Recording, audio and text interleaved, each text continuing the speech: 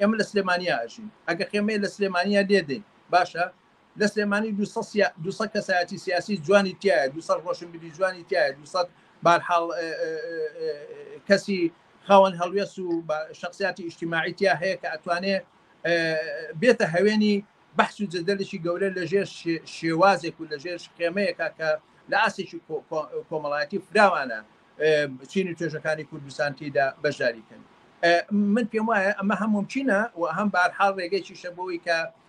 لە دەست پێشی کارەکەمانە دەسەڵات ئەوەندە حساسیەتی نەبێ بەوەی کە ئێمە بە هەر حاڵ چۆن دەڵێ ئەو تەرف ئەو حاڵەت نینە دەست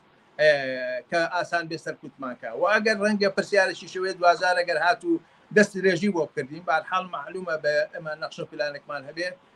کە لە تەرەفێکەوە خۆمان ئاسان تەسلیم نەکەین و لە تەرەفێکی کەش بتوانین لە ڕێگەیشی کەوە ئێمە کاریگەریمان هەبێت دوای حرەکەتێ لە سلێمانی کرا لە ڕاستیا پلانەکەی ئێمە ئەوە بوو کە جەمع لە ڕەفیقەکان لە خوارەوە لە بەردەم پەروەردا بوو ئەمەش بڕیاتی شوێنشی کەماندا بوو کە ژمارەی زۆرمان 20 کەس بەهەرحاڵ قەرار بوو لەو شوێنە بیکەین بەڵام بەیانی کە لە خەوهەسان بە زۆرێ شار میلیتاریزە کرابوو دەرفەسی هەناسە دەربن نەبوو یعنی هەردوو کەس لە شەقامێکە لە شوێنێکە لەو شوێنانەی کە ناسراون پێکەوە هەبوایە بەهەرحاڵ ڕایان نەگرتی لەناو سارەیەکە بوویتە ڕاوەساتە هاتن بەدەمتەوە و ئەیان پێسایەتەوە